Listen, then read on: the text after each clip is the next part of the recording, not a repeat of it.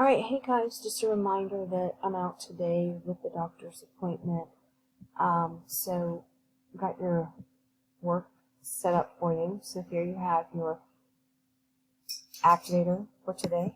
So when you come to your activator, you will see that today you're using a grid. So take note of what we've got going on. So our rituals: I'm beautiful, I'm strong, I'm capable, I'm in charge of my destiny. Today is a new day with a new opportunity to make your world a better place to be. Our thought today: oops, I made a mistake. What can I learn from it? A great mindset to have is know that you're going to make mistakes, but always be seeking out what you can learn from those mistakes. Or we're in the world number 17, clue 4 for this week. We were told that there is a copy of this famous sculpture in the United States in Kimballton, Iowa. The statue is there because the area around Kimballton is settled by people from the country we are visiting today. If it's helpful to you, we are in a country that is also famous for home of Legos. So if any Lego fans out there, maybe you know the country. Okay, so click on We're in the World 17 if you know my clue. Today you're going to be using a grid. A grid is a way in which we can categorize things on a map and find it more easily. So A and 1 would be the cemetery. So you have your letters across the top and your numbers running down the side. Okay, so use those to help you find things. What's located at I-4? What direction is the post office from the police department?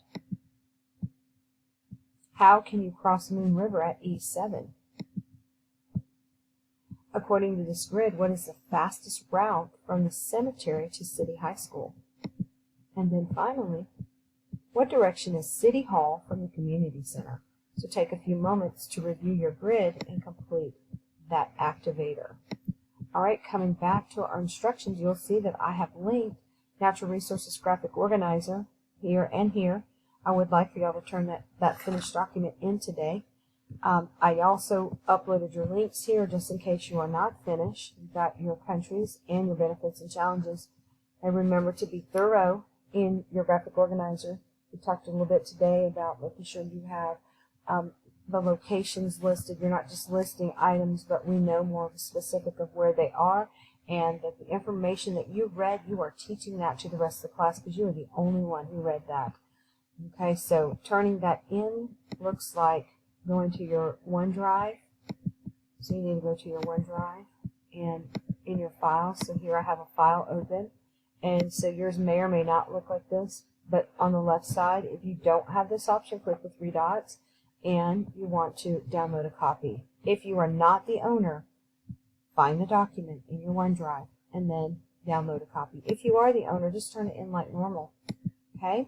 All right, so that brings us back to finishing that document. And then, as I told most groups yesterday, we're beginning our next phase of our project. This is part B, and part C is going to be creating the presentation that will include both of these graphic organizers with the information from both of these. So in this part of the project, you're choosing one specific resource that you want to investigate further. Now you'll see down below that there is a menu that you choose from. So each of you, except for South America, there's 3 for South America, but everybody else just has 2 resources to choose from. You're going to choose one of the 2. Okay, just a reminder, I've got my teams and the project leads. You're in the same group. It's not changing. But today, project leads, you'll need to download this new graphic organizer. I have attached it to the bottom of your page. Here it is, okay? Or it's in your upcoming on Monday's assignment. So you're going to download that and remember to follow these directions in case you forgot. Download the graphic organizer, save, file save as, and save it into your OneDrive. Then close out of the file. Everyone close out of your file. Then go to your Office 365, your email account. Then you're going to go to your OneDrive, find the document. Once you find the document, remember we can share that document once in our file. So here's a little share. I can choose to share, and then I can type all my group members' names and Mrs. Brandy's name because I need to share it with her, and then just press send one time. Then everybody's going to stay on this page. Okay, you'll see your tabs at the top, and then you'll see your Word page coming down below. That way you know that you are on online. Okay, everybody else, team members, you're going to go to your email. your project lead will have shared an email with you that has a link to the assignment. So review those jobs and then assign jobs and roles to each member. So everybody should have at least one job. This one has like 8 and there's 5 of you. The production section is pretty much the hardest one on each one. So definitely let that be one person's only job. And then you guys are going to have to work on, possibly doing 1.5 jobs. Maybe you work together with somebody or somebody volunteers to take 2 jobs, so on and so forth, so that all the jobs are assigned. Then you're going to use the links that are provided here to help you with your information. So here you can see the information. So Australia, Oceania, so this is Australasia, Oceania area, you can either choose gold or coal. Europe, you've got olives and salt. South America, you have 3. You can choose sugar cane, you can do copper, or you can do coffee from Brazil. If you're North America, you can choose Mexico silver or the United States, Minnesota to be exact, their iron ore. Africa, you've got coffee or diamonds. Europe, you've got salt or olives, and I think I might have already said that. And then Asia, you've got China's rice, or you can do Saudi Arabia's petroleum/oil industry. So when you click on these, it'll take you right to the page, okay? And then you will see that this page looks very much like your document, okay? Our document was set up to be exactly like that. Remember, you're summarizing, you're teaching us about it. Nobody else has your resource, so tell me what your resource is, describe it, give me some properties of it.